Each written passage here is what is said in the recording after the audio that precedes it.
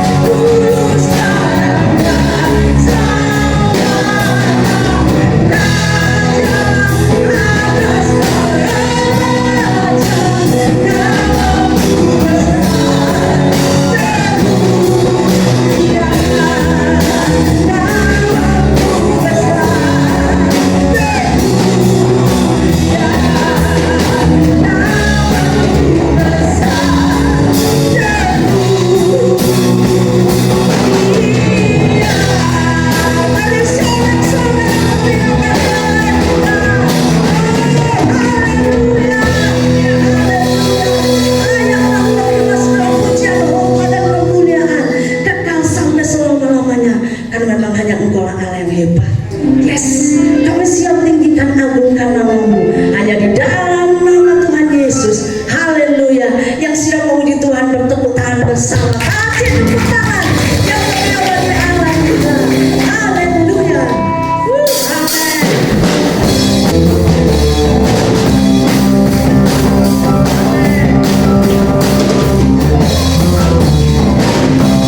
Berkuasa di bumi surga.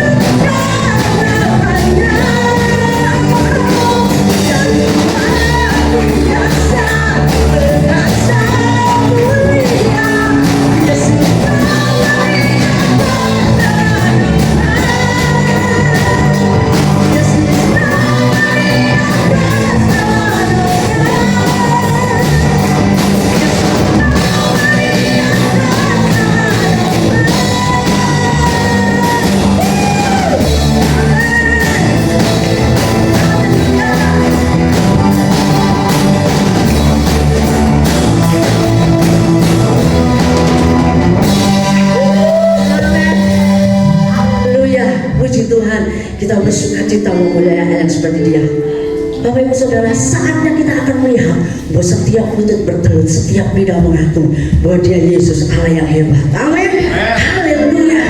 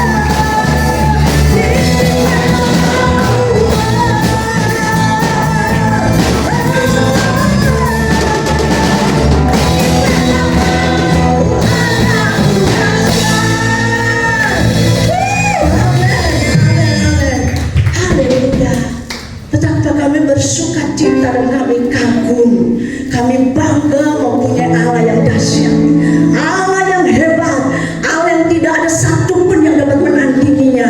Dan Engkau tidak berubah dulu, sekarang, dan sampai selama-lamanya. Engkau yang kami sembah di dalam nama Yesus Kristus Tuhan. Haleluya, haleluya. Kami rindu Tuhan, hidup kami menyatakan kedahsyatan-Mu melalui diri kami. Karena itu kami butuh firman-Mu untuk menuntun kami, sehingga saatnya kami akan melihat bahwa setiap lutut bertelut, setiap lidah mengaku Engkau Yesus Kristus adalah Tuhan, satu-satunya juru selamat yang layak disembah dan ditinggikan.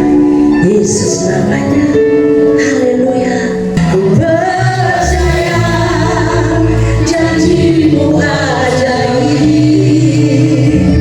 terukir dalam kehidupanku.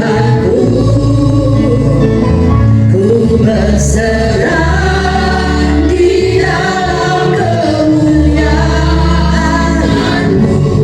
Ku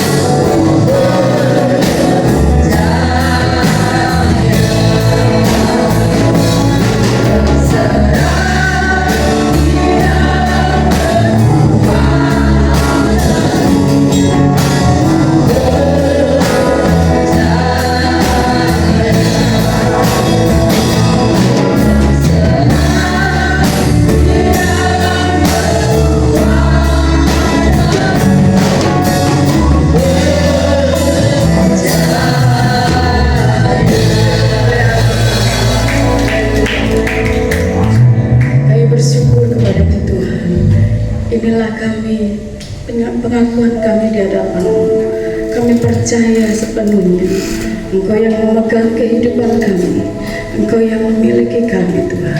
Terima kasih Bapa, terima kasih Bapa pagi hari ini.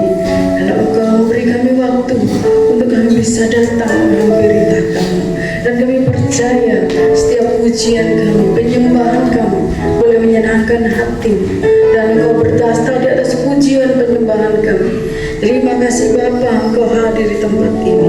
Terima kasih Tuhan, terima kasih. Kami akan bersama-sama belajarkan firman-Mu. Kami mau hati kami Engkau isi penuh dengan firman-Mu. Kami mau Engkau menuntun hidup kami dengan seluruh kebenaran firman-Mu. Terima kasih Bapa, terima kasih. Kami ucap syukur pagi hari ini. Kami siapkan hati kami untuk Kau taburi dengan firman-Mu. Di dalam nama Tuhan Yesus Kristus kami berdoa dan menyerahkan sepanjang ibadah kami di dalam nama Tuhan Yesus. Haleluya, amin. Puji Tuhan, silakan duduk kembali. Puji Tuhan, saya beri tema hari ini yaitu jaga hati ya. Kita akan baca di dalam ayat yang sudah menjadi ayat hafal kita dalam Amsal pasal yang keempat ayat yang ke-23. Amsal pasal yang keempat ayat yang ke-23. Saya akan bacakan, saudara menyimak atau bisa membaca di depan layar LCD. Amsal 4 ayat 25. Jagalah hatimu dengan segala kewaspadaan, karena dari situlah terpancar kehidupan. Amin. Puji nama Tuhan. Saudaraku, ayat hafalan ini yang hafal ya adalah ayat yang sangat benar-benar harus kita perhatikan, karena di sana dikatakan jagalah hatimu dengan segala kewaspadaan. Tuhan mau kita yang menjaga hati, bukan Tuhan yang menjaga kita, hati kita. Tuhan, serahkan hidupku, jaga hidupku, bukan. Tuhan mau kita yang menjaga hati kita sendiri dengan segala kewaspadaan. Waspada ya, dalam kamus bahasa Indonesia artinya hati-hati ya, berawas-awas atau siap-siap. Nah, saudara yang dikasih Tuhan, karena manusia itu memang hatinya ya saudara, hatinya kita ini yang selalu menjadi pokok kehidupan kita ya. Karena kalau kita menjaga hati dengan waspada ya, akan terpancar seluruh kehidupan kita ya. Kalau hati kita nggak baik, itu di wajah itu kelihatan ya. Pastilah. Kalau misalnya anak saya pulang sekolah langsung mukanya begini, loh kenapa kamu? Nah ini hatinya nggak beres ya. Ya, saya datang menjemput susah-susah ya, terus dia datang keluar dari gerbang mukanya sudah begini. Lah kenapa kamu? Ini mah gini-gini. Nah hatinya sedang nggak baik ya, karena ada masalah sehingga dari mukanya terpancar. Ya. Saudara yang dikasih Tuhan. Nah kalau kita dikasih ampau, nah dia malam-malam, saya sudah tidur, mama, saya dapat ampau, terpancar dari wajahnya, dia suka ya. Nah saudara yang dikasih Tuhan, itu sebenarnya Tuhan mau kita menjaga hati kita supaya dari kehidupan kita terpancar kehidupan yang benar. Saudara yang dikasih Tuhan, saya akan memberi contoh dalam tokoh iman kita yaitu Raja Daud. Saudaraku, Daud dipakai Tuhan untuk menjadi contoh menjaga hati yang benar ya. Dari kehidupannya Daud ini ya, Tuhan berikan satu hal ya, proses untuk dia menjaga hati ya.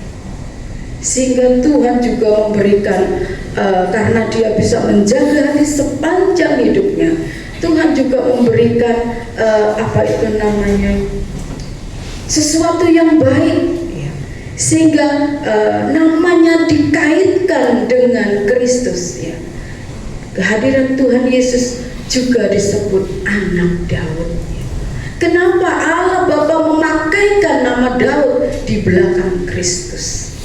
Karena di hadapan Allah Daud bisa benar-benar menjaga hatinya, sehingga di hadapan Tuhan dia patut mendapat predikat dari leluhurnya Kristus ya.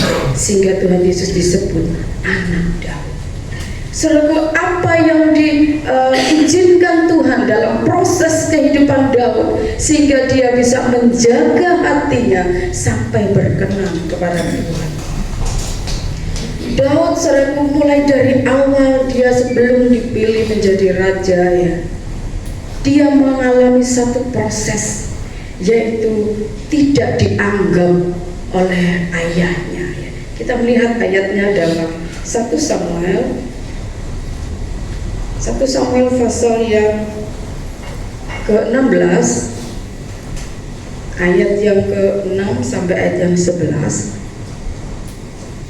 Demikian firman Tuhan. Ketika mereka itu masuk dan Samuel melihat Eliab ya. Ini ceritanya Nabi Samuel akan mencari seorang raja pengganti Saul, dan Samuel diutus Tuhan untuk masuk menemui keluarga Isai, yaitu orang tuanya Daud ya. Dan Daud ini mempunyai kakak-kakaknya. Daud ini anak yang paling kecil ya. Nah, ayat yang ke-6 kita mulai. Ketika mereka itu masuk dan Samuel melihat Eliab ya, anak yang pertama, lalu pikirnya, sungguh di hadapan Tuhan sekarang berdiri yang diurapinya. Tetapi berfirmanlah Tuhan kepada Samuel, janganlah pandang parasnya atau perawakan yang tinggi, sebab aku telah menolaknya. Bukan yang dilihat manusia yang dilihat Allah. Manusia melihat apa yang di depan mata, tetapi Tuhan melihat hati. Lalu Isai memanggil Abinadab dan menyuruhnya lewat di depan Samuel. Tetapi Samuel berkata, orang ini pun tidak dipilih Tuhan. Kemudian Isai menyuruh Syama lewat, tetapi Samuel berkata, orang ini pun tidak dipilih Tuhan. Demikian Isai menyuruh ketujuh anaknya lewat di depan Samuel. Tetapi Samuel berkata kepada Isai, semuanya tidak dipilih Tuhan. Lalu Samuel berkata kepada Isai, inikah anakmu semuanya? Jawabnya, masih tinggal yang bungsu, tetapi sedang menggembalakan kambing domba. Kata Samuel kepada Isai, suruhlah memanggil dia, sebab kita tidak akan duduk makan sebelum ia datang kemari. Dan saudara yang dikasih Tuhan, ketika Nabi Samuel mencari calon rajanya, dan Tuhan suruh ke dalam rumah Isai, ada lalat di sini. Nah, saudara yang dikasih Tuhan, lalu Isai memanggil anak nomor 1, 2, 3, 4 ya, sampai anak yang ke-7 ya. Semuanya tidak dipilih Tuhan. Padahal perawakannya oke, tinggi, besar, gagah, ganteng, dan lain sebagainya ya. Cocok sebagai seorang raja, karena mereka adalah prajurit Saul ya waktu itu. Nah, saudara yang dikasih Tuhan, tapi semuanya tidak. Dan Samuel, Tuhan bilang enggak semua, masih ada satu anaknya. Isai ini bapaknya Daud ini keterlaluan sekali. Anak si kecil ya, dianggap kok cilik karena kamu ambil gembalain kambing domba. Iya, nek kambing dombanya itu saat cuma 2-3 ekor ya, paling banyak 5 ekor sama anak-anaknya. Selama dikasih Tuhan, Daud ini dari kecil sudah disepelekan sama orang tuanya, khususnya ayahnya. Saya percaya saudara yang dikasih Tuhan, menurut penafsiran saya sendiri, kenapa Daud punya iman yang kuat, meskipun ayahnya mungkin menganggap dia sepele ya, tapi imannya ini pasti ditaruh sama ibunya. Ibunya yang menaruh bahwa Allah itu baik, Allah itu memberikan yang terbaik, Allah itu juru selamat, Allah itu yang layak dipuji dan disembah. Dan Daud menangkap itu, menaruhnya dalam hati, sehingga ketika peristiwa pemilihan raja oleh Nabi Samuel, dia nggak dianggap ayahnya. Pasti Daud itu tahu ya akan ada tamu yang besar ya, karena di waktu itu Nabi itu adalah orang nomor 1 ya, wakil Tuhan. Jadi semuanya itu kalau kedatangan Nabi pasti memberi yang terbaik ya. Dan kabar ini pasti si bujang Samuel datang ke Isai dulu, hari ini Nabi akan datang ke rumahmu ya. Pasti Isai akan mempersiapkan, akan akan ada tamu besar datang ke rumahnya.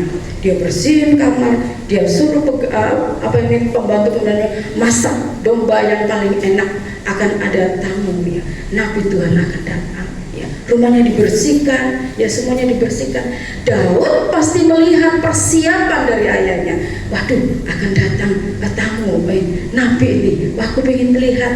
Tapi nyatanya dia mungkin juga siap-siap ya. Dia mandi dia apa? Tapi Tuhan, ayahnya bilang pergi ke padang ya, gembalakan domba. Mak jeret hatinya. Saudara kalau sedang siap-siap mau datang tamu ya, misalnya kalau yang jadi saudara ya, orang tua sudah menyiapkan akan ada tamu, wah aku juga siap-siap lah menyambut tamu, pengen lihat Nabi Samuel kayak apa. Tapi ternyata ayahnya bilang kamu ke padang gembalakan kambing dombanya. Saudara yang dikasih Tuhan, meleleh hatinya, waduh rere. Aku kok gak dianggap sama ayah. Saudara yang dikasih Tuhan. Tapi Daud tidak seperti itu. Ya wis lah, aku gak boleh ikut. Ya wis gak apa-apa ya. Dia menggembalakan kambing domba. Dia ke padang ya. Saudara yang dikasih Tuhan, di padang apa yang dia lakukan? Dia memuji Tuhan. Dia selalu memuji Tuhan. Dia selalu membawa ketepel dan kecapinya untuk memuji Tuhan. Saudara yang dikasih Tuhan, dari awal, dari kecil dia sudah mengalami hal yang pahit dalam hidupnya. Tetapi karena dia punya iman, dia tahu ada Allah yang melihat dia bisa jaga hatinya. Dia jaga hatinya. Buktinya ketika dia kakak-kakaknya menghadapi Goliat, saudara yang dikasih Tuhan. Ayahnya bilang, sana kasih makan untuk kakakmu yang sedang berperang. Dia juga datang, ikuti perintah ayahnya. Dengan lain kata, dia tidak menaruh sakit hati. Dia tidak memberontak kepada papanya. Dia tidak membenci papanya. Karena dia tahu bahwa yang dia miliki adalah Tuhan. Dan Tuhan yang memiliki dia. Saudara yang dikasih Tuhan, bagaimana dengan kita ya? Kalau kita mengalami proses yang seperti ini, Daud bisa menjaga hatinya untuk tidak menyimpan kepahitan kepada orang tua. Apapun saudara yang saudara saat ini yang jadi anak-anak, saudara yang masih punya orang tua, mari jaga hati kita ya. Jangan sampai kita membenci ya keluarga kita, orang tua kita. Mungkin perlakuan mereka tidak adil, tidak mengenakan. Tetapi Tuhan izinkan itu terjadi untuk kita bisa menjaga hati, supaya kita berjaga-jaga dan waspada menjaga hati kita. Jangan ada kepahitan. Itu yang pertama, saudara. Dari sejak kecil dia sudah dialami proses untuk menjaga hati. Dia tidak simpan itu di dalam hatinya ya. Dia jaga hati supaya tidak benci atau kepahitan kepada orang tua. Yang kedua ya, Tuhan juga proses hidupnya ya. Ketika dia sudah dipilih ya, ternyata ketika saudara kakaknya nggak dipilih jadi calon raja, si Samuel bilang, ada satu lagi anak ini pasti ada, cepat suruh datang ke sini. Dan akhirnya Daudlah yang dipilih Tuhan untuk menjadi raja. Ketika dia sudah diurapi menjadi raja ya, dia suka menyembah Tuhan. Dan akhirnya dia dipanggil Saul untuk tinggal di istananya, karena Saul ini sering kerasukan roh jahat ya. Daud memainkan kecapi, roh jahatnya pergi ya. Sehingga Saul bilang, sudah kamu tinggal di istana aja ya, kamu harus menyanyikan pujian supaya aku tidak diganggu roh jahat ya. Nah, akhirnya Saul kerja dalam istana ya. Dia hanya memainkan kecapi ya. Setelah itu setelah dia mengalahkan Goliat, dia diangkat menjadi panglima pasukannya. Saudaraku, tetapi ketika dia sudah memenangkan begitu banyak perjuangan-perjuangan yang banyak, saudaraku, hanya karena perkataan dia dari rakyat yang memuji-muji dia, akhirnya Saul tidak suka dengan Daud. Tadinya saya menyukai karena Daud setiap memuji Tuhan, roh jahatnya hilang, dia bisa mempunyai sukacita. Tetapi saudaraku, roh jahat itu terus menghantui Saul, sehingga ketika sorak-sorai rakyat itu membuat hatinya benci kepada Daud. Kita lihat dalam 1 Samuel pasal yang ke-18 ayat 6 sampai ayat yang ke-8. Demikian firman Tuhan. 1 Samuel 18 ayat 6. Tetapi pada waktu mereka pulang, ketika Daud kembali sesudah mengalahkan orang Filistin itu, keluarlah orang-orang perempuan dari segala kota Israel menyongsong Raja Saul sambil menyanyi dan menari-nari dengan memukul rebana, dengan bersukaria dan dengan membunyikan gerincing. Dan perempuan yang menari itu menyanyi berbalas-balasan, katanya, Saul mengalahkan beribu-ribu musuh, tetapi Daud berlaksa-laksa.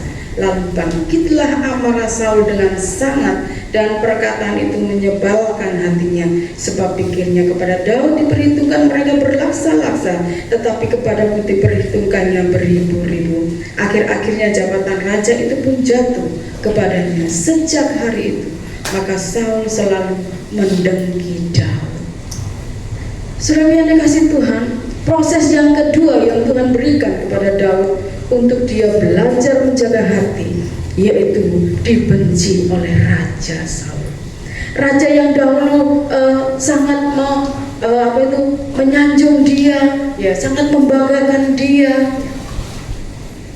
Tetapi hanya karena perkataan dan nyanyian sorak-sorai dari rakyat, saudara, dikatakan bahwa Saul mengalahkan musuh beribu-ribu, tapi Daud berlaksa-laksa. Saul mempunyai hati yang jengkel-wangkel, ya, dan sejak saat itu dia mendengki Daud. Saudara yang dikasih Tuhan, karena kebencian ini dia mau menyingkirkan Daud. Sehingga berulang kali, ya, ketika Daud menyadari bahwa Saul membenci dia, ketika, ya, dalam perjanjiannya dengan persahabatannya dengan Yonatan, anaknya Saul, ya, Yonatan bilang, iya, ayahku sekarang benci sama kamu, bahkan dia mau mencari waktu untuk membunuhmu. Sekarang kamu pergi saja, bersembunyi dulu, ya. Nanti satu saat kalau papaku sudah reda, tak kasih kabar. Nah, saudara yang kasih Tuhan, akhirnya Daud lari. Sembunyi di mana dia ketahuan, sembunyi di sini dia ketahuan. Bahkan dia sempat masuk ke negeri orang musuh Israel, yaitu orang Filistin. Dia pura-pura gila supaya orang tidak mengenal dia ini pasukan perang, ya. Waktu dia mengalahkan orang Filistin kan semuanya sudah tahu ini Daud. Tapi ketika dia mengembara karena kebencian Saul ini, ya, dia harus masuk ke negara musuhnya, orang Filistin, dan dia pura-pura jadi orang gila. Saudaraku, sampai segitunya kehidupannya. Apakah dia tidak bertanya kepada Tuhan, Tuhan, aku ini sebenarnya calon raja, tapi kenapa hidupku seperti ini? Sembunyi sana, lari sana, sembunyi sini, ya. Bahkan dia pura-pura gila supaya nggak diketahui dia ini adalah kepala pasukan perang. Kalau masuk ke dalam kerajaan Filistin, dia lihat, loh, itu Daud yang mengalahkan Goliat dulu, ayo kita bantai, habislah dia. Makanya dia punya pikiran, pura-pura jadi gila aja lah, ya. Nah, saudara yang dikasih Tuhan, dia alami penderitaan dari pasal 1 Samuel sampai 1 Samuel 18 sampai 6 sampai ayat 18 sampai pasal 31. saudaraku, perjalanan Daud ini dalam dia mengembara, banyak hal yang dialami. Kan tidak enak saudara yang dikasih Tuhan, lari sana lari sini, seperti ya orang yang padahal dia nggak salah, dia tidak mencuri, dia tidak membunuh, dia tidak korupsi, hanya kata-kata Saul saja. Jadi dia bisa lari sana, dia sembunyi sini sembunyi. Apa hatinya nggak sedih ya?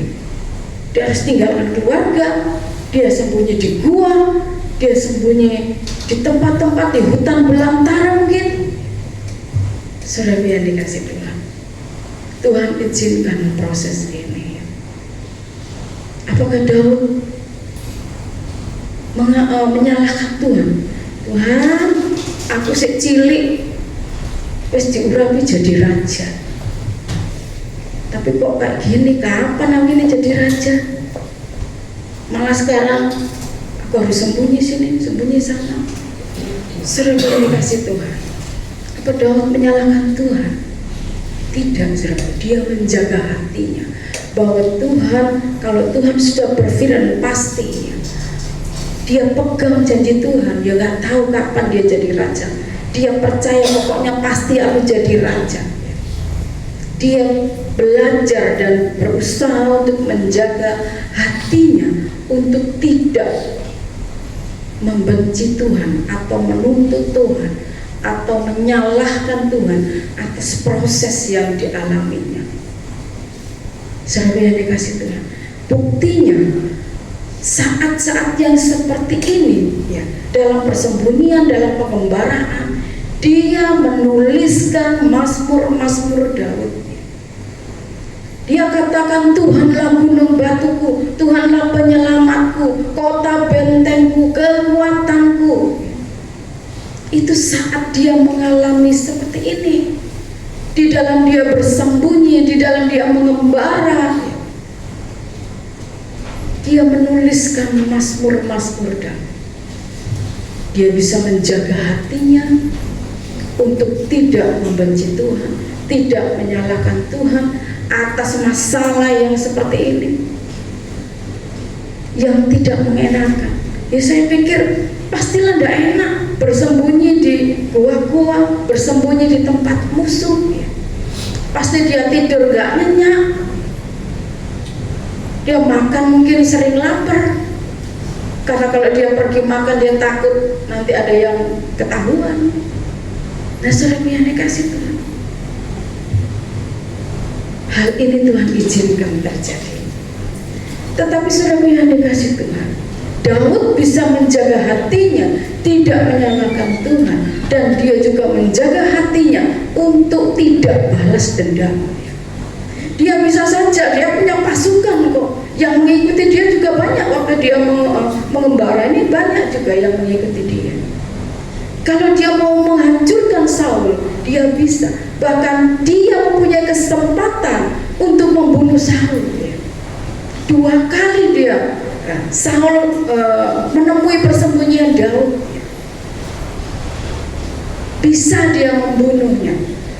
Tetapi saudara yang dikasih Tuhan, dia bilang kepada anak buahnya, Daud, ini kesempatan kita bunuh Saul yang sudah membuat kita mengembara sedemikian. Ini kesempatanmu, ini waktumu menjadi raja. Ayo, tinggal terus saja tombaknya di sampingnya, karena saat itu Saul tidur lelap ya, tombaknya ada di sampingnya. Daud bisa aja ambil dan langsung jerep, wes matilah. Tapi Daud bilang kepada anak buahnya, jangan membunuh orang yang diurapi Tuhan. Daud masih menghargai musuhnya ya. Ini termasuk musuh karena dia sedang dicari-cari, karena dia akan dibunuh. Ini adalah musuh, tapi Daud tidak menganggapnya musuh.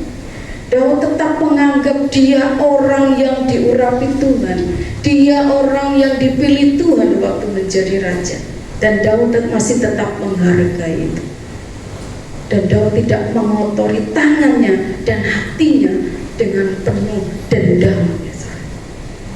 Saudara yang dikasih Tuhan, dia tetap menantikan waktu Tuhan. Wis biarlah Tuhan sendiri yang akan angkat aku kapan aku jadi raja. Jangan kita bunuh orang yang diurapi Tuhan. Saudara yang dikasih Tuhan, Daud menjaga hatinya untuk tidak mendendam dan tetap percaya, mempercayakan seluruh hidupnya kepada rencana Tuhan. Itu yang kedua, dia bisa menjaga hatinya sehingga dia juga banyak menulis mazmur mengagungkan kepada Tuhan, bahwa di tempat penggembaraan dia bisa menuliskan mazmur-mazmur. Saudara baca ya kitab Mazmur, saudara akan mengerti hatinya Daud. Yang ketiga, saudara yang dikasih Tuhan, dia juga mengalami proses ya, ketika dia sudah diangkat Tuhan menjadi raja ya, akhirnya Saul sendiri mati terbunuh dalam medan pertempuran, dan akhirnya Saul meninggal dan rakyat memanggil Daud untuk menjadi raja. Daud ditobatkan menjadi raja. Nah, saudara yang dikasih Tuhan, ketika dia menjadi raja dan semuanya dia sudah pegang kendali, semuanya aman, saudara. Ujian yang ketiga ya, bukan datang dari Tuhan, tapi dari dirinya sendiri. Yaitu saudaraku, dia melakukan hal yang tidak berkenan kepada Tuhan, yaitu berzina, mengambil istri orang ya. Di dalam 2 Samuel pasal yang ke-11, saudara nanti bisa baca di rumah ya, Daud dan Batseba. Saat semuanya dia sudah menguasai kerajaan, sudah aman tentram ya, yang maju berperang adalah pasukan-pasukannya ya, prajurit-prajuritnya yang selalu berperang. Dia sudah menjadi raja enak di depan istananya. Saat dia ngisis, apa itu ngisis? Ya, mencari angin, menghirup udara segar ya, di atas istananya ya, di balkonnya dia melihat dari atas ya. Kalau dulu itu mungkin kamar mandinya itu atapnya nggak ketutup ya, saudara. Dia bisa lihat orang mandi, dan saat itu ada cewek yang mandi, saudara. Teman-teman pasukan lagi berperang, dia enak-enak nyentep, waduh, bodinya ya gitar Spanyol. Nah seperti itu lah. Dan datanglah si iblis untuk menganu pikirannya. Ya, pastilah ambil saja tuh. Istrinya Daud, saudara, ada berapa? Wes banyak, saudara. Tapi iblis bilang, ambil saja tuh jadi istrimu ya. Dia cantik, dia. Dan dia saat itu lagi sedang tidak berjaga-jaga akan hatinya. Akhirnya dia menuruti kata roh jahat ini untuk mengambil Batseba dengan cara yang tidak baik, membunuh suaminya, masukkan ke medan pertempurannya, taruh ini ya, suaminya ini taruh di depan sekali, dia kena panah, dia mati duluan. Saudara, kalau saat itu dia jaga hati, tidak akan seperti itu. Biasanya kalau harta sudah menguasai kehidupan kita sudah enak, beda dan waktu dia di pelarian, waktu dikejar Saul, dia memuji-muji Allah. Tapi saat semuanya sudah baik, sudah enak, dia hanya duduk-duduk saja. Ya. Hatinya mulai tidak terjaga, sehingga iblis lain datang dan mengurak-urak pikirannya, sehingga Daud menuruti iblis. Dia mengambil Batseba dan dia merancangkan pembunuhan untuk suami Batseba. Saudara yang dikasih Tuhan, dan itu terjadi ya. Akhirnya dia menikah dengan Batseba. Tetapi saudara yang dikasih Tuhan, kita juga manusia ya, kadang-kadang kita lemah. Pasti tuh lihat, aduh, Tuhan melihat di surga, aduh Daud kenapa apa sih? Waktu kamu enak-enak saja ya, kamu menyembah aku, menjaga hatimu saat seperti ini, kamu memuaskan keinginan, menuruti kata-kata roh jahat itu. Tapi Tuhan tetap mengasihi dia. Tuhan bilang kepada nabinya, Nabi Nathan, ingatkan itu Daudnya. Ya, dengan caranya Nathan ngomong kepada Daud, kamu sudah berdosa dengan mengambil Batseba. Kamu, hatimu sudah diracuni roh jahat, dan kamu membuat Tuhan berduka. Saudara yang dikasih Tuhan, dan Daud mengakui kesalahan. Dia menerima apa yang dikatakan oleh Nabi Nathan. Dia mengakui kesalahannya. Saudara yang dikasih Tuhan, apakah Daud hanya ya bisa Tuhan, saya ngaku? Daud menangis di hadapan Tuhan. Daud minta pertobatan. Karena saudara yang dikasih Tuhan, kalau soal perzinahan ini sangat-sangat berbahaya ya. Karena perzinahan itu juga membuat roh kita terputus, membuat roh kita terputus dari Tuhan kembali. Yang pertama ya karena dosa Adam dan Hawa, roh kita terputus. Tapi kalau kita sudah mengakui Tuhan dan percaya, roh kita akan kembali. Tapi kita mengadakan perzinahan, maka roh kita akan terputus kembali. Saudara yang dikasih Tuhan, itu sebabnya Daud sangat-sangat menyesal. Kita melihat di dalam Mazmur pasal yang ke-51, pengakuan Daud atau pertobatan Daud kepada Tuhan atas dosa yang dia lakukan. Dia mau menjaga hatinya kembali kudus. Di dalam Mazmur pasal yang ke-51 ayat yang ke-12 dan 13 demikian. Ini doa Daud kepada Tuhan. Jadikanlah hatiku tahir ya Allah, dan perbaharuilah batinku dengan roh yang teguh. Janganlah membuang aku dari hadapanmu, dan janganlah mengambil rohmu yang kudus daripadaku. Nah, saudara yang dikasih Tuhan, ketika Nabi Nathan mengingatkan bahwa kelakuanku ini sudah membuat Tuhan marah, dan Daud menerima itu, dan dia mengakui, sehingga dia katakan, Tuhan, jangan tinggalkan aku lagi, jangan ambil rohmu ya, jangan ambil roh. Karena Daud menyadari bahwa semua yang dia alami dahulu itu adalah kekuatan Tuhan. Tuhanlah yang mencintai dia, Tuhanlah yang memberikan semuanya. Sehingga ketika dia melakukan satu kesalahan, hatinya jauh daripada Tuhan, dan Tuhan ingatkan, dia kembali meminta, Tuhan tahirkanlah hatiku, perbaharuilah batinku dengan rohmu, jangan membuang aku dari hadapanmu. Saudara yang dikasih Tuhan, di pertobatan Daud mengakui dia kesalahan. Saudaraku, kalau Tuhan ingatkan kita akan segala kesalahan dan dosa kita, lebih baik kita akui ya. Jangan menutupi, jangan berkata, halah Tuhan, mungkin dosa kita nggak seperti Daud berzina dan meracang apapun Tuhan. Tidak, hal yang sekecil dalam kita di dalam zaman keselamatan ini, hal yang kecil dalam kehidupan kita. Kalau kamu lagi marah, kamu lagi gak senang dengan orang, itu pun sudah menjauhkan. Dan ketika firman berbicara, ampuni, mengaku salah, akui. Seperti Daud mengakui di hadapan Tuhan.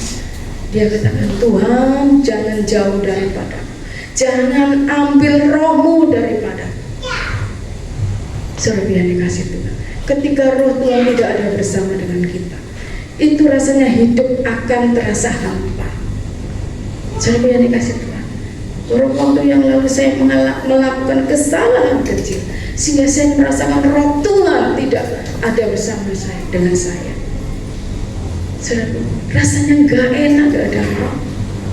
Dan Tuhan pun berfirman ya, kembalikan rohnya padamu, kembalikan Tuhan yang pada waktu kita KKR itu ya, kembalikan roh. Saya menyadari Tuhan rohku ini gak ada, hanya karena saya ini Tuhan kok ini sih, cuma seperti itu. Mana janjimu? Roh Tuhan langsung meninggalkan. Jadi jangan saat ini saudara sudah menerima kasih karunia Tuhan, jangan sekali-sekali kita menuntut Tuhan dan menganggap remeh roh Tuhan yang ada di dalam kehidupan kita.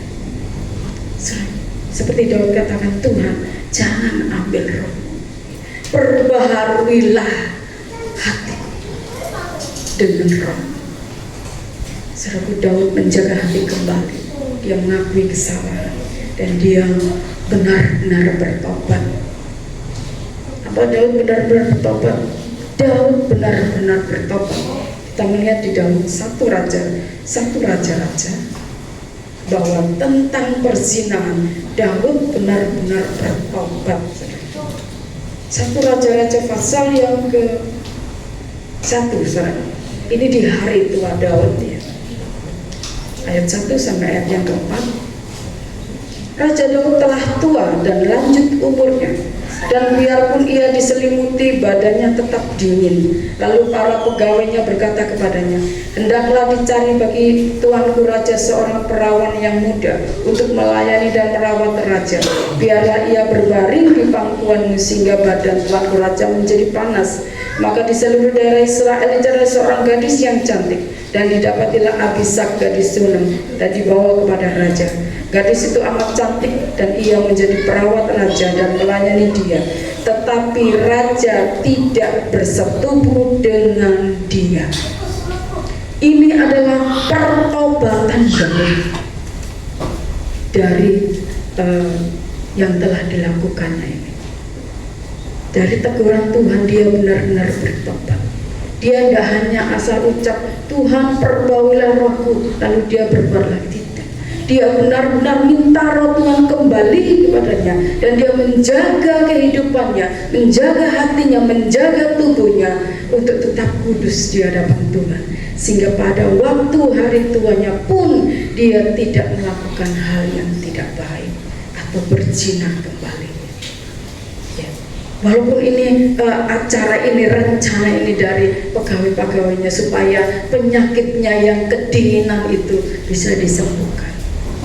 Dan Daud tidak melakukan perzinahan kembali.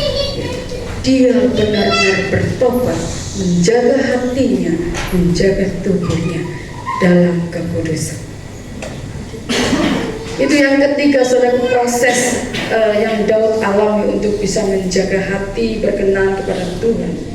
Yang keempat, saudara, proses yang dia alami ketika masih dia menjadi raja, yaitu anaknya sendiri Absalom telah mengkudeta dia.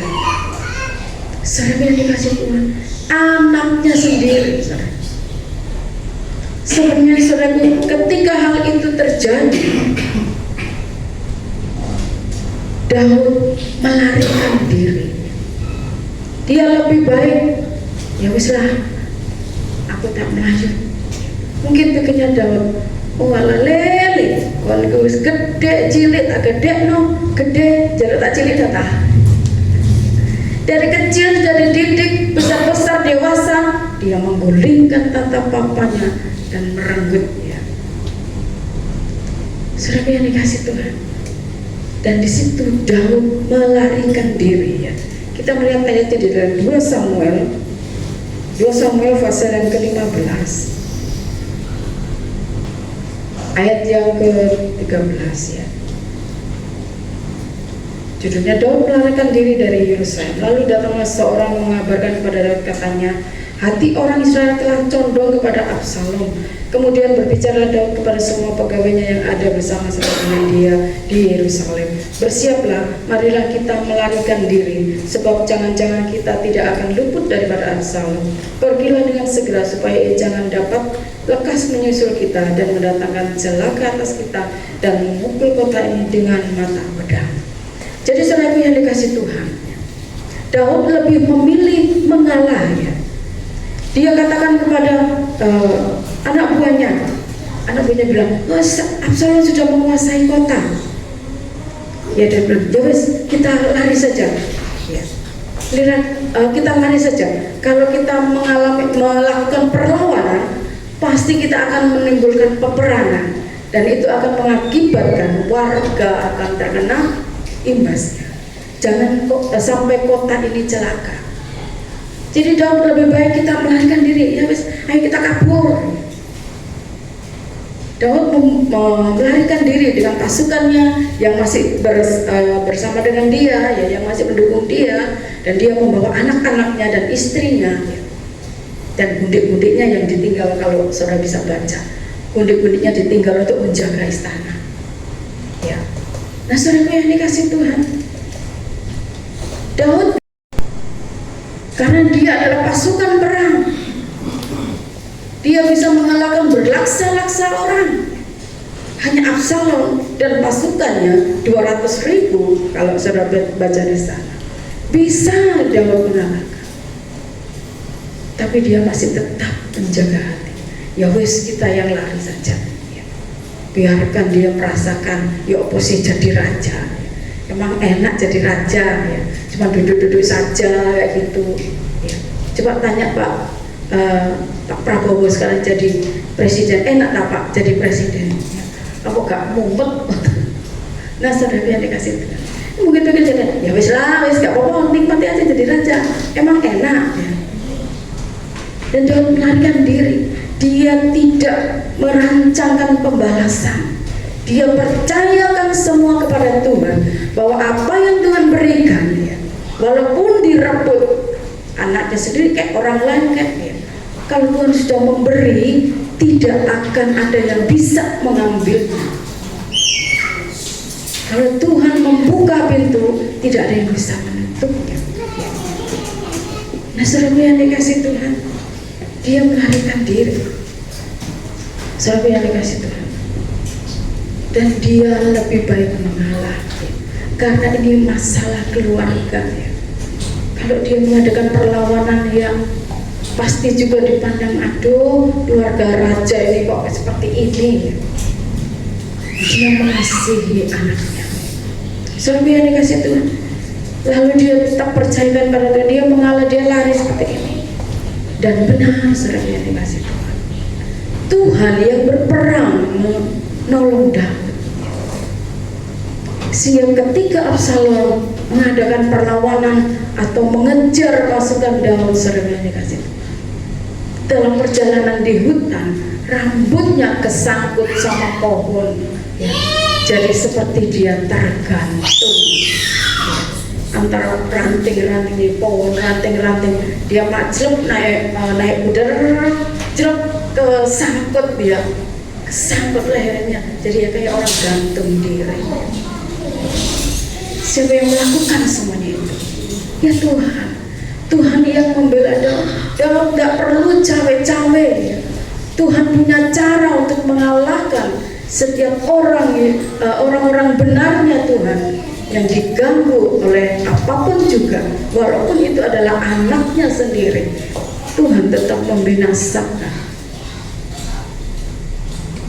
Yang kita lihat adalah Daud. Dia tetap menjaga hatinya. Dia tidak manggil kepada anaknya, tidak marah kepada anaknya. Dia memilih untuk dia mengalah, dan Tuhan yang bekerja untuk dia. Saudara yang dikasih Tuhan, apakah Daud menyukurkan ketika Absalom meninggal? Tidak, saudara. Ini dia mempunyai hati Bapak yang benar-benar sangat mengasihi. Saudara, ketika Absalom sudah mati, saudara, Daud menangis.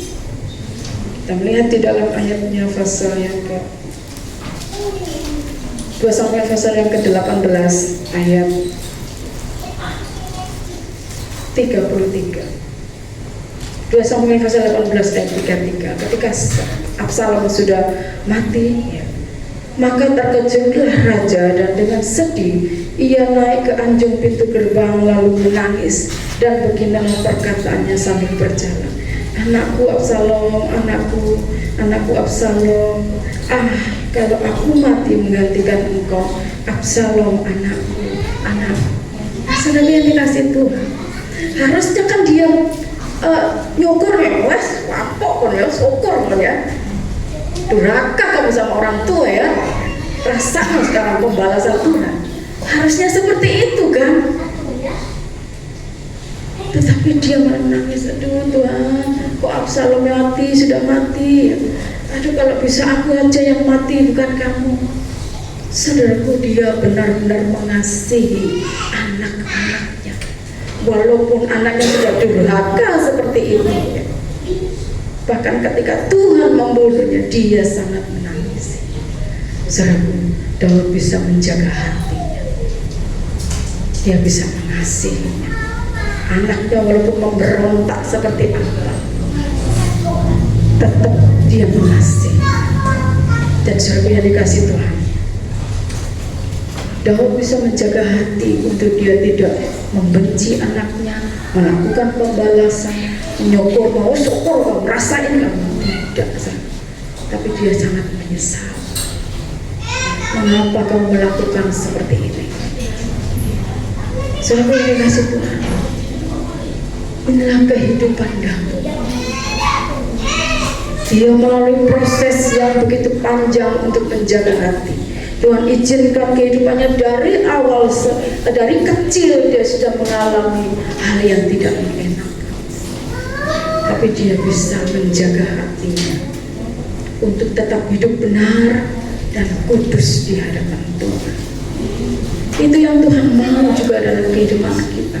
Daud adalah contoh yang Tuhan izinkan semuanya ini untuk menjadi contoh bagi kita. Bahwa mungkin dari kita kecil, mungkin kita selalu mengalami hal yang tidak mengenakan. Di dalam kehidupan ini banyak sekali peristiwa yang terjadi. Hal-hal yang kita alami, baik itu yang tidak kita sengaja, baik yang disengaja oleh orang, baik yang kita lakukan kesalahan sendiri seperti Daud. Tapi yang lebih banyaknya itu dari orang-orang, dari manusia untuk memproses hati kita, membuat manggil kita.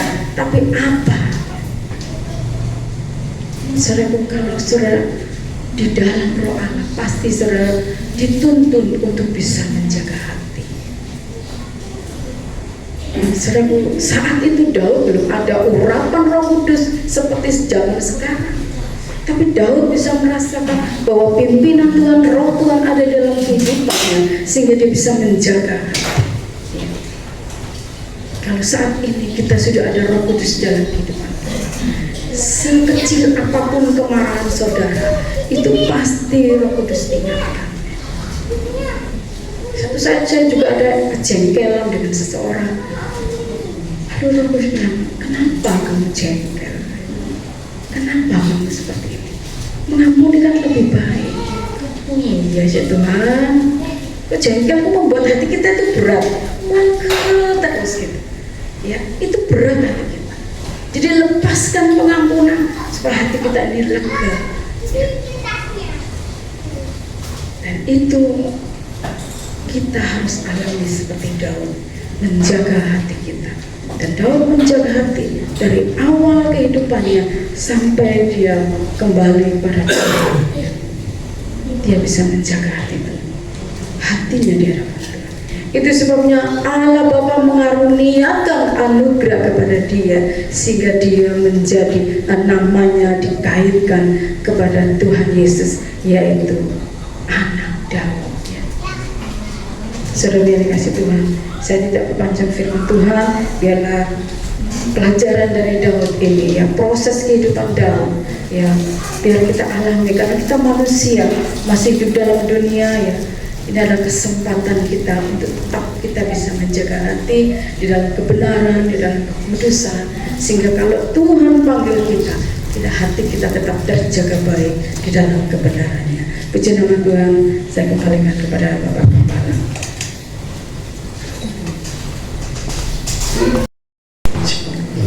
Shalom. Shalom. Iya, Bapak Ibu yang terkasih. Hari kita belajar tentang masalah hati. Hati-hatilah dengan hati kita. Sudah diuraikan oleh panjang lebar oleh hambanya. Bagaimana seorang raja, seorang nabi yang diurapi tapi Tuhan memakai dia dari awalnya. Seorang anak manusia yang lahir biasa, tapi Tuhan pakai dia sehingga dikatakan di dalam firman-Nya, dia menjadi hamba Tuhan yang dikasihi Tuhan, orang yang berkenan di hati Tuhan. Iya, meskipun bagaimanapun si Raja Daud atau David, tapi pada akhirnya dia tetap menjadi yang terpilih dan yang terpanggil dari sedikit orang, sehingga namanya ada di dalam Alkitab, sehingga namanya ada di dalam susunan leluhur daripada Yesus Kristus Tuhan kita. Jatuh bangun, Alkitab tidak ada yang ditutupi. Alkitab juga satu buku sejarah, tapi bukan hanya sejarah, tapi buku yang luar biasa. Iya, Daud,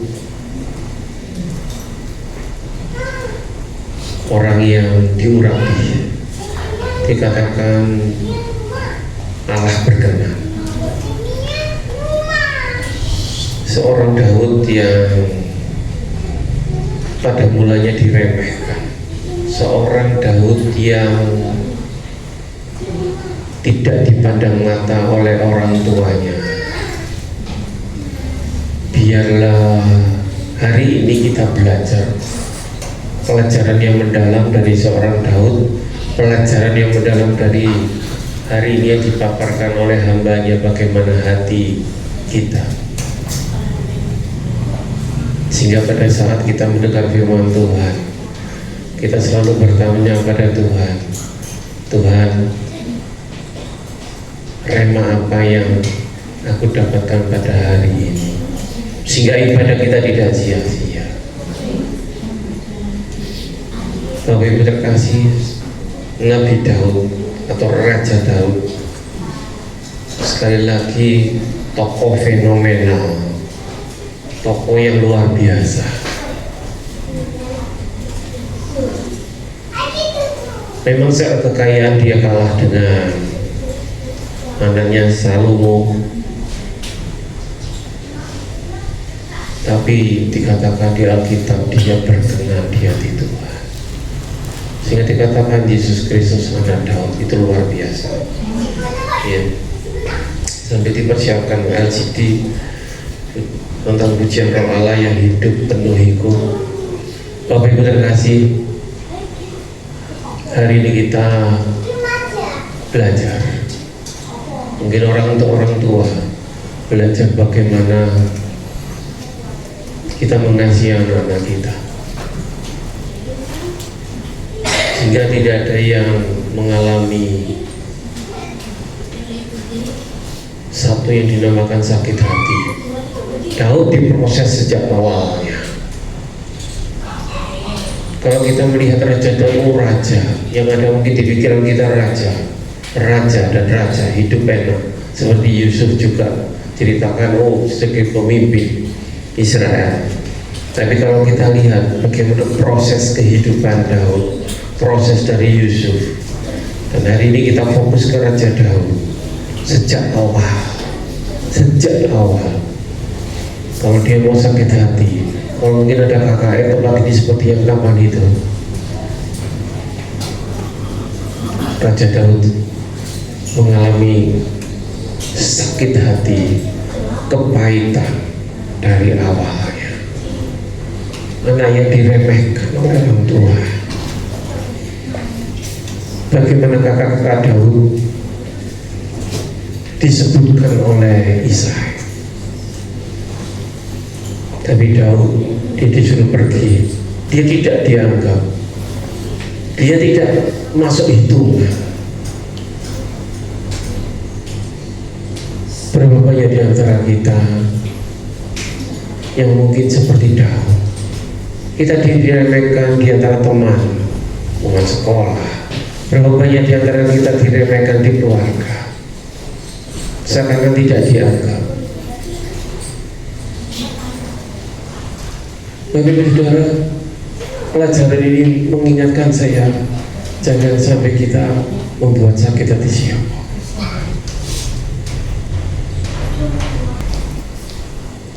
Bapak Ibu yang terkasih, biarlah kita hari ini tadi dikatakan kita boleh memberi pengampunan siapapun.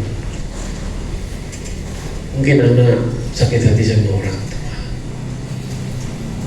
tua bisa sakit hati sama anak.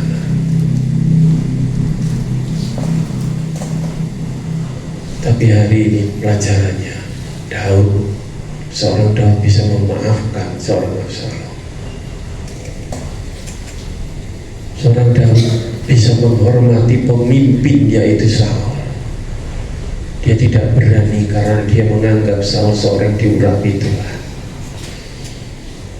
Sehingga Daud menjadi orang yang diurapi, orang yang dikenal oleh anak, diperkenan luar biasa. Hari ini sebenarnya saya tidak mau bicara karena suara saya masih seperti ini. Semoga nanti juga ada tugas sore saya bisa. Tapi saya tergerak, Bapak Ibu, kalau saudara hari ini sebagaimana Bapak Ibu ada, itu karena kasih Tuhan. Amin. Siapapun kita, mungkin kita dulu tidak dianggap, tapi kita biji mata Tuhan. Dikatakan engkau biji, engkau berharga di mataku. Tidak ada satupun di ruangan ini yang tidak berharga di mata Tuhan. Minggu lalu kita mendengar firman dari Ibu Pendeta Vera, kita sudah diperdamaikan. Itu hal yang penting. Kita sudah diperdamaikan oleh Allah. Kita ada sampah yang tidak berguna,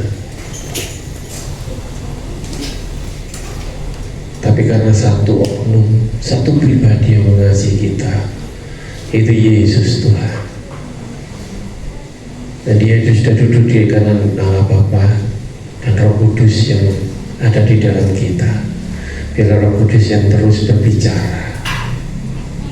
Jatuh di dalam ruangan ini ada yang mungkin mengalami kepahitan, mengalami apapun juga, mengalami proses yang luar biasa. Tapi biarlah kita pada saat kita mengalami proses, sampai Daud mengatakan jiwaku tertekan, Daud tetap terpaut sama Tuhan. Roh Allah tidak meninggalkan Daud.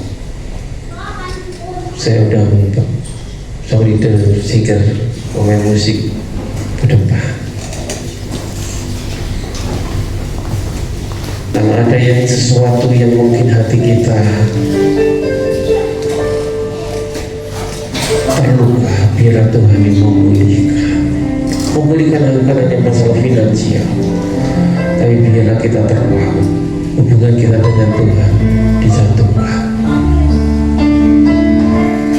Bapak Ibu berdoa solidar sehingga biar mau menaikkan pujian ini.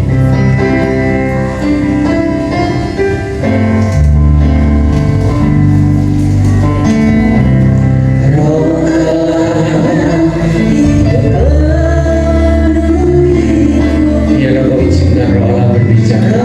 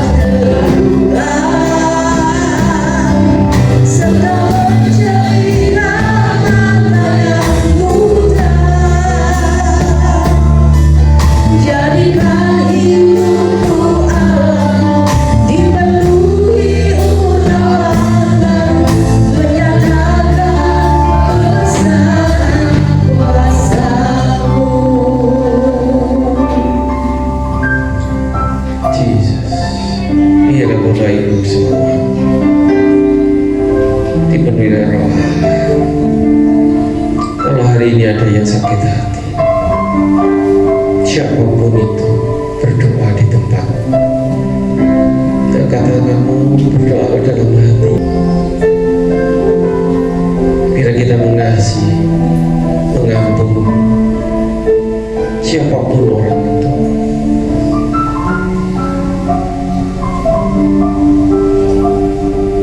Katakan pembalasan adalah hak Tuhan.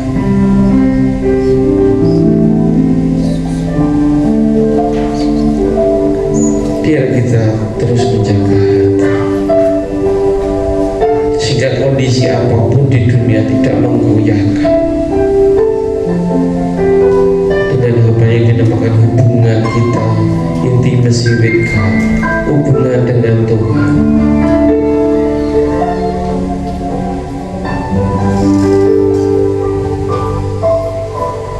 Tuhan tahu hatimu, Tuhan tahu jiwamu, Dia tahu perasaanmu, Dia tahu kita bagaimana.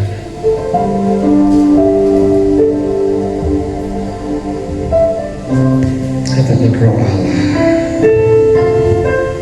biar memenuhi.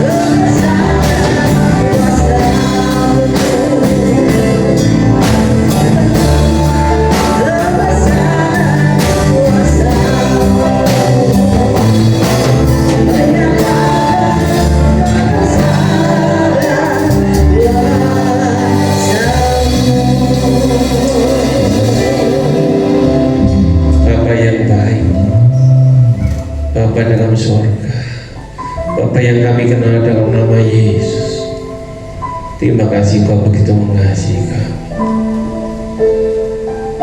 Biarlah kami, setiap kami Tuhan, tersadar bahwa kami kami, seringkali kami jatuh, tapi Tuhan Kau mengasihi kami. Engkau yang membalut hati-hati yang luka. Engkau yang mengangkat kami dari lumpur dosa.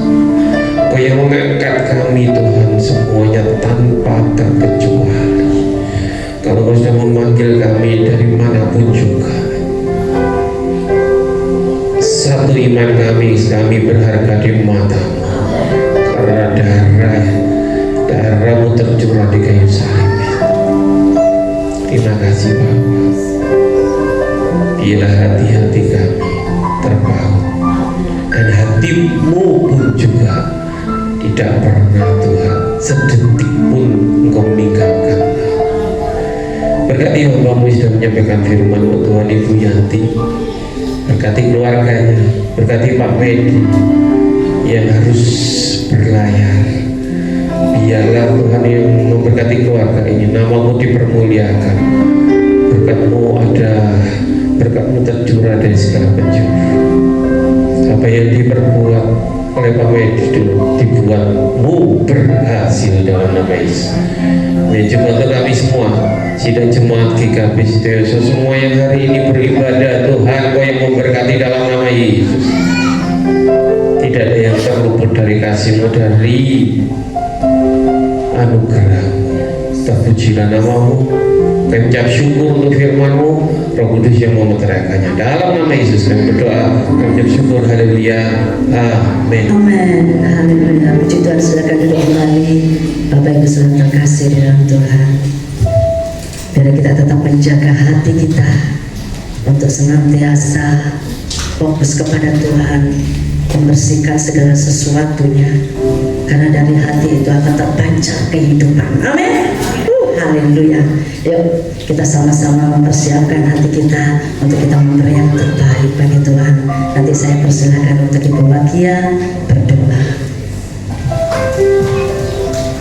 Terima kasih untuk mengucap syukur Tuhan kalau kami boleh memuji meninggikan nama-Mu ya Bapa. Itu biarlah setiap pujian mendengar kami itu boleh menjadi upaya yang dan layak di hadapan-Mu ya Bapa.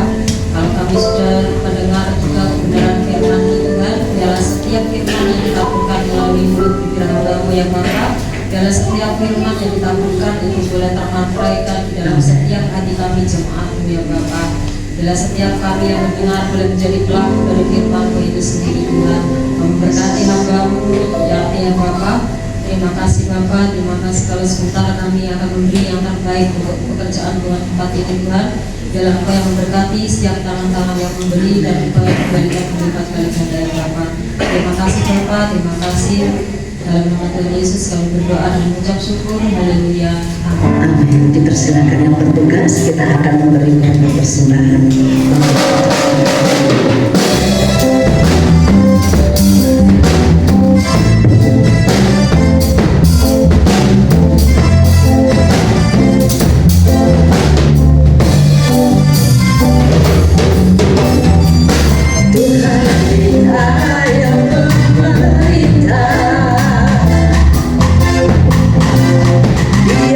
Raja yang kuat dan perkasa.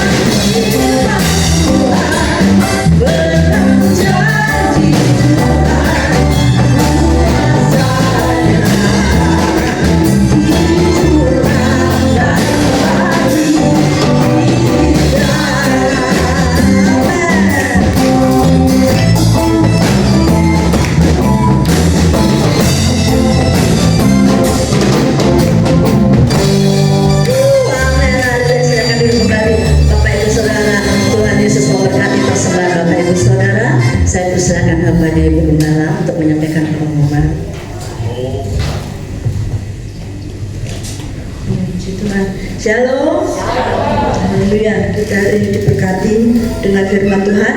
Siapa yang diberkati firman Tuhan? Puji Tuhan. Haleluya.